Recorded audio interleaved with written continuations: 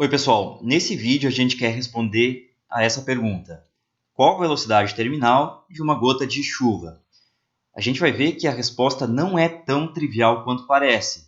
Para responder essa questão, a gente vai ter que estudar um pouquinho da fenomenologia do arrasto. A gente vai encontrar conceitos como número de Reynolds ou regimes de arrasto, além, é claro, do conceito de velocidade terminal. Então vamos começar com a fenomenologia do arrasto. Eu quero saber qual é o arrasto sobre um corpo. Vamos chamar essa força de arrasto FA. Quero a magnitude. Do que essa força de arrasto deve depender? Aqui eu estou considerando um corpo, vamos considerar um corpo rígido, em um fluido. Aí ou ele está se deslocando sobre o fluido parado, ou o corpo está parado e o fluido está se deslocando, ou uma combinação dos dois, de modo que a velocidade relativa entre os dois seja v. Essa força de arrasto, ela deve depender, vamos colocar assim, proporcional a uma dimensão linear do corpo. Então pega a área frontal, a área que está batendo no fluido, deve depender dessa área frontal. E essa área frontal a gente consegue caracterizar em geral com uma dimensão linear. Por exemplo, se for uma esfera, essa área frontal vai ser πr ao quadrado, a área do disco, o maior disco que forma essa esfera. A dimensão linear associada a isso é r. Então vamos chamar essa dimensão linear de r. Não precisa ser um raio, tá, pessoal? Pode ser uma aresta de um cubo, pode ser um lado de um quadrado e assim por diante. Deve depender também da densidade do fluido. Se esse corpo está escoando ou está se movendo em mercúrio, é uma coisa. Se ele está se movendo em água, é outra completamente distinta. Deve depender da viscosidade desse fluido. Se mover em água é uma coisa, se mover em mel é outra. E também deve depender da velocidade relativa entre o corpo e o fluido. Se for mais rápido, possivelmente essa força de arrasto vai ser maior, deve variar com a velocidade. Agora, não necessariamente essas potências aqui são 1. Então, a princípio, elas são desconhecidas. Vamos chamar isso aqui de potência A, essa de B, essa de C e essa de D. E aí vamos fazer uma análise dimensional. Então, do lado esquerdo, força é Newton, é massa vezes aceleração. Então, a dimensão de massa vezes comprimento sobre tempo ao quadrado. Do outro lado, eu tenho comprimento na potência A, tenho densidade, é massa por volume. Então, massa na B sobre comprimento ao cubo na B. Então, vai ficar comprimento na 3B. Vezes viscosidade, no sistema internacional é quilograma por metro por segundo. Então, é massa por comprimento por tempo. M na C, L na C, tempo na C. E velocidade é comprimento na D por tempo na D. Vamos calcular esse produto aqui. Então, quero comparar com o lado esquerdo. Então, vamos pegar a massa. Massa. B mais C. Depois vou pegar comprimento. A mais D menos 3B menos C. E vou dividir pelo tempo. C mais D. E comparo agora. Então, fiquei com 1 igual a B mais C. C mais D igual a 2. e A mais D menos 3B menos C igual a 1. Tem um sistema com 4 incógnitas e 3 equações. Isso aqui está indeterminado. Uma das variáveis vai ficar indeterminada. Vamos deixar a variável indeterminada, essa variável D. Então, vamos escrever tudo em função de D. Da segunda equação, eu tiro que C é igual a 2 menos D. Da primeira equação, eu tenho B igual a 1 menos C é igual a 1 menos 2 mais D, igual a D menos 1. E da última equação, eu tenho A igual a 1 menos D mais 3B mais C igual a 1 menos D. O 3B eu vou pegar daqui, então mais 3D menos 3. E o C eu vou pegar daqui, mais 2 menos D. Isso aqui vai me dar, aqui eu tenho menos 3, com mais 2, com mais 1 foi embora. Aqui eu tenho 3D, menos D, sobrou D. Então, eu fiquei com isso aqui. A igual a D, C igual a 2 menos D e B igual a D menos 1. Portanto, eu fiquei com força de arrasto é proporcional a R na potência A, que é D, ρ na B, D menos 1, eta na C, 2 menos D, e velocidade na D. Ou ainda força de arrasto igual a constante R na D, ρ na D menos 1, eta na 2 menos D, V na D. Então, por exemplo, se a força de arrasto for linear na velocidade, então coloco D igual a 1. Eu fico com força de arrasto, uma constante, vamos chamar essa constante de C1, R, o ρ vai ficar 1 menos 1 foi embora, aqui vai ficar eta na 1 e V na 1. Então, a dimensão linear, a viscosidade e a velocidade. Observa que nesse caso a força de arrasto não depende da densidade do fluido. Isso aqui a gente chama de arrasto linear. Normalmente a gente escreve assim também. A gente pega o C1 vezes o R e o eta e chama de B1. Esse B1 é chamado de coeficiente linear de arrasto. Então, B1V é positivo. Esse C1 aqui é um número positivo. Eu estou pegando magnitude da força de arrasto. Então, B1V. Esse é o arrasto linear. A gente não sabe ainda quando a gente usa ele. Depois a gente vai discutir isso. Se eu pegar, por exemplo, D igual a 2, aí eu tenho uma força de arrasto. Vamos chamar essa constante agora de C2, para diferenciar do caso anterior. C2, R ao quadrado. Aqui vai ficar densidade na 1. Agora sumiu a viscosidade e vai sobrar velocidade ao quadrado. Normalmente a gente chama isso aqui de B2, coeficiente quadrático de arrasto. E a gente pode escrever essa força de arrasto quadrática como B2V ao quadrado. Esse é o arrasto quadrático. Inclusive, você pode pegar outros valores para ele, não necessariamente inteiros.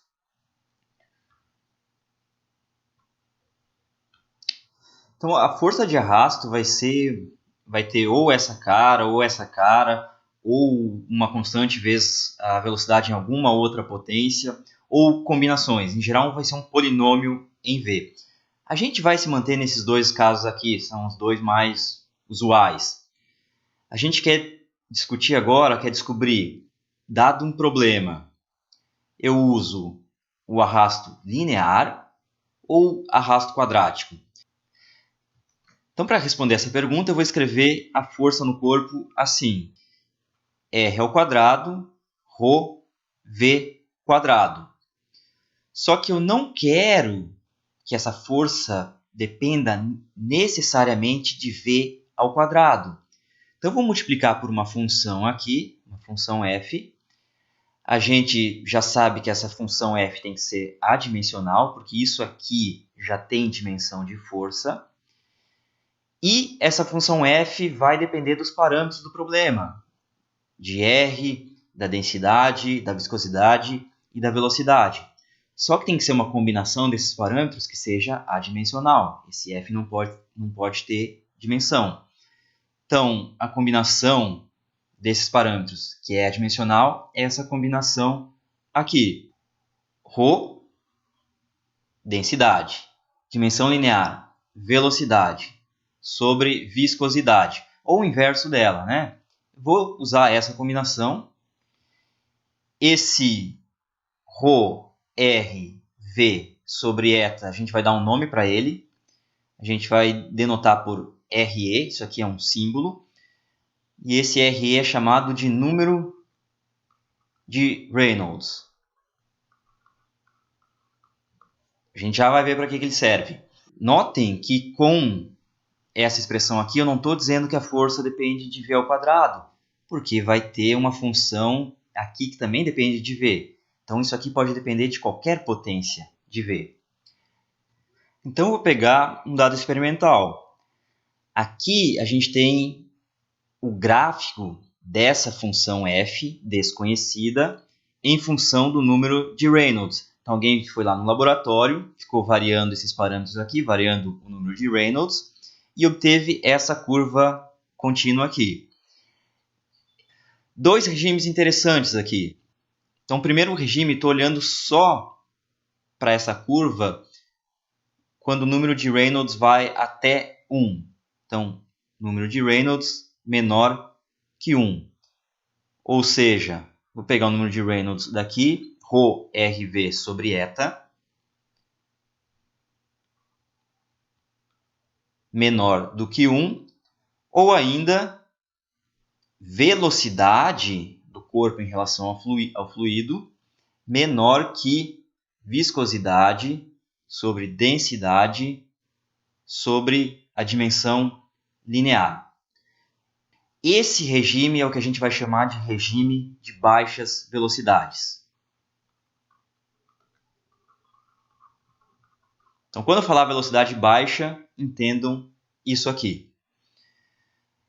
Observa que isso vai depender, portanto, do fluido e também do corpo. Depende da viscosidade, da densidade e da dimensão linear do corpo. Nesse regime, observa que a curva, essa aqui, ó, é mais ou menos, tem a cara de uma constante sobre RE, constante sobre o número de Reynolds. Então, F é aproximadamente uma constante C1 sobre o número de Reynolds. Substitui o número de Reynolds, ρRV sobre eta, a gente fica com C1, o RE está aqui, então dividido por ρRV vezes eta. Ou ainda a força, lembra que eu assumi que ela tinha essa cara aqui, com F a ser determinado. Então, nesse regime, vai ficar o nosso F, C1 eta sobre ρRV, vezes R², ρV².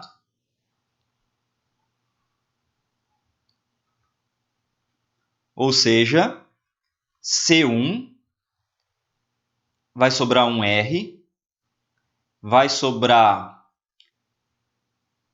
uma viscosidade, a densidade vai cancelar e vai sobrar um V na potência 1. V. Então, naquele regime, esse regime de baixas velocidades, caracterizado por essa desigualdade aqui, a força de arrasto é linear. É justamente o que a gente tinha aqui. Então agora a gente já sabe quando usar o arrasto linear.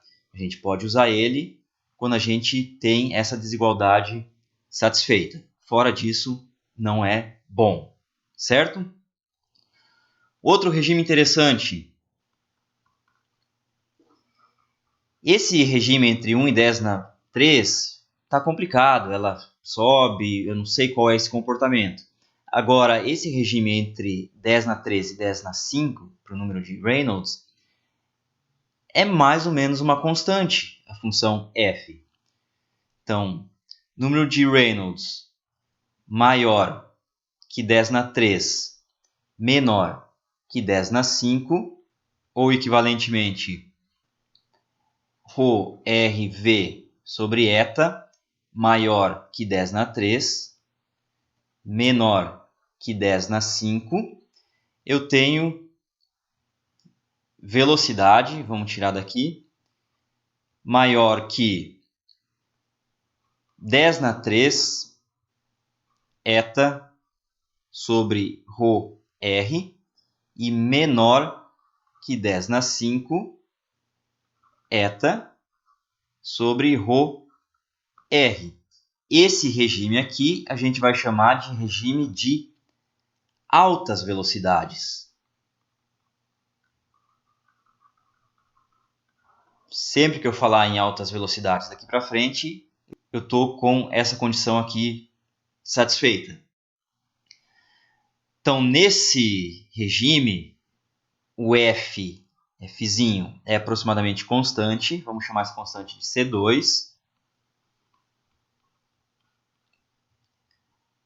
Ou seja, a força de arrasto, coloco C2 aqui, vai ficar C2R quadrado ρ V quadrado.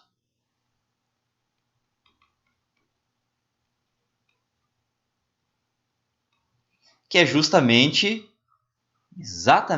esse arrasto quadrático que a gente mencionou antes.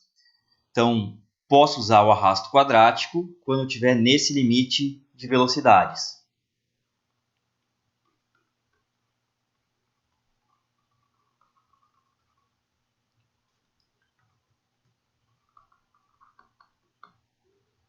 Aqui também estava falando sobre a força de arrasto. Agora a gente tem condições de responder a nossa pergunta inicial. Qual a velocidade terminal de uma gota de chuva típica? Tem alguns dados que eu peguei da internet. Então, uma gota típica de chuva tem um raio de aproximadamente 0,2 centímetros, ou seja, 2 vezes 10 na menos 3 metros, 2 milímetros. A massa média 0,034 gramas, isso é 3,4 vezes 10 na menos 5 quilogramas. Densidade do ar a 20 graus Celsius, aproximadamente 1,2 kg por metro cúbico. E a viscosidade do ar, nessa mesma temperatura, aproximadamente 1,7 vezes 10 na menos 5 kg por metro por segundo. Vamos colocar aqui a nossa gota de chuva, de massa M. Vamos orientar o eixo Z, tanto faz, eu vou orientar para baixo. Então a gravidade está ao longo do eixo Z, no mesmo sentido. As forças atuando nessa gotícula de chuva, mg, a força peso, e eu tenho uma força de arrasto. A gotícula está caindo, a força de arrasto está para cima. Vamos chamar Fr. Da segunda lei de Newton, na gota, massa vezes aceleração, igual o mg está ao longo do eixo, então positivo, e a força de arrasto, de magnitude Fr, está na direção oposta, então menos Fr. Eu quero a velocidade terminal, ou seja, a velocidade máxima que essa gota pode atingir. Se a velocidade é máxima, significa que ela não varia mais, portanto não tem mais aceleração. Observa que a força-peso é constante para baixo e a força de arrasto depende da velocidade, vai aumentando. Quando a partícula está parada, a força de arrasto é nula, mas a partícula começa a se mover, vai ganhando velocidade e a força de arrasto vai aumentando. Vai chegar uma hora que essa força de arrasto iguala a força-peso e aí a aceleração se anula. Se não tem mais aceleração, a velocidade não muda mais. Essa é a velocidade terminal. Então, a velocidade terminal acontece quando dv dt igual a zero, ou seja, mg igual à força de arrasto. E agora vem a pergunta: qual força de arrasto que eu vou usar? Qual é mais apropriada nesse caso? O arrasto linear ou o arrasto quadrático? Para responder essa pergunta, eu tenho que saber se essa velocidade terminal que a gente está calculando, ela corresponde a uma velocidade baixa ou a uma velocidade alta. Tenho que olhar em qual regime eu me encontro. Então, vamos calcular o número de Reynolds. Então, o número de Reynolds igual densidade, dimensão linear, velocidade sobre viscosidade. E vamos usar os dados típicos para a nossa gota de chuva. Eu quero só uma estimativa, não preciso o valor exato. Então vamos pegar só a ordem de grandeza. Depois eu explico por que eu estou preocupado só com a ordem de grandeza. Então, para o ar, a densidade tem ordem de 10 na 0, é 1. O raio da gota de chuva, 2 vezes 10 na menos 13, então tem ordem 10 na menos 3. Divido pela viscosidade, 1,7 vezes 10 na menos 5, ordem 10 na menos 5, vezes a velocidade, ou seja, 10 ao quadrado vezes velocidade. Qual é o regime da velocidade terminal? Se eu estiver no regime linear, eu tenho 10 ao quadrado vezes v menor que 1. Estou pegando essa condição aqui. Será que isso é bom? Isso corresponde a uma velocidade terminal da ordem de 10 na menos 2, alguns centímetros por segundo. Aqui está tudo no sistema internacional, 10 na menos 2 metros por segundo, vai dar alguns centímetros por segundo. Será que a gota de chuva atinge a velocidade máxima, que é mais ou menos a velocidade que ela chega aqui no chão,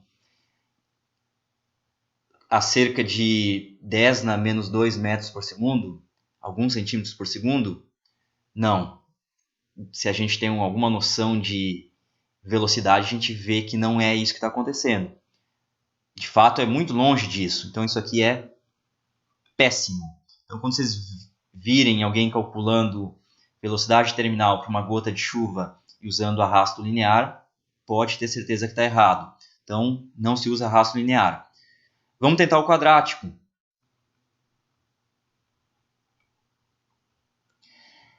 No quadrático, eu preciso que o número de Reynolds esteja entre 10 na 3 e 10 na 5. Ou seja, o 10 na 2 vezes V tem que ser maior que 10 na 3, menor que 10 na 5. Isso me dá uma velocidade maior que 10 na 1 e menor que 10 ao cubo. Ou seja, a velocidade da gota de chuva terminal é maior que algo em torno de 10 metros por segundo e menor que algo em torno de 1000 metros por segundo. Opa, isso aqui está bem razoável. Vamos chamar de bom. Então, se a gente quer calcular essa velocidade terminal, a gente usa o arrasto quadrático para essa situação, gota de chuva com aquelas dimensões no ar. Então, vou pegar esse mg igual a força de arrasto, e essa força de arrasto é o nosso arrasto quadrático, constante vezes v ao quadrado. Então, mg igual a constante B2, velocidade terminal, vamos chamar de Vt, ao quadrado, ou velocidade terminal igual a raiz de mg sobre B2. Vamos escrever esse B2. A gente tem ele aqui no começo, né? B2 é igual a C2R ao quadrado vezes ρ. Então, isso aqui vai ficar a raiz quadrada de mg sobre C2 R ao quadrado ρ. Esse C2 para uma esfera, então aqui a gente está fazendo mais uma aproximação. A gota de chuva é uma esfera. Então, para a esfera, esse C2 é aproximadamente 0,2. Então, eu fiquei com velocidade terminal, aproximadamente, né? Raiz quadrada. Vamos colocar todos os dados agora. A massa da gota, 3,4 vezes 10 na menos 5.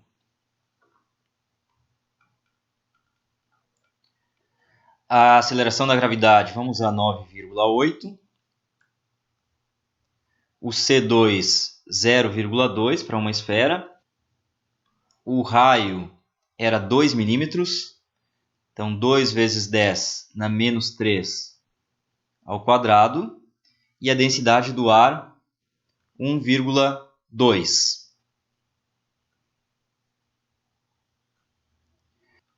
Fazendo essa conta, a gente obtém aproximadamente 18,6 metros por segundo. É razoável? É. Eu procurei na internet e vi que uma velocidade típica de uma gota de chuva com aquelas dimensões que eu coloquei ali é da ordem de 10 metros por segundo. Então a gente acertou a ordem de grandeza. Por que não deu o resultado exato? Não tinha como mudar, né? A gota, primeiro, ela não é uma esfera. Segundo, a temperatura do ar vai variando lá de cima da nuvem até aqui no chão. Se essa temperatura vai variando, a densidade do ar varia consideravelmente, a viscosidade dele também varia. Então isso aqui a gente no máximo iria conseguir pegar uma ordem de grandeza. Pegamos a ordem de grandeza correta usando o regime correto, que é o regime de arrasto quadrático e não linear. Então nesse vídeo a gente fica por aqui, pessoal. No próximo vídeo a gente continua falando ainda sobre arrasto, a gente faz uma outra aplicação, a gente fala sobre o movimento de projéteis, com e sem arrasto. Então até lá!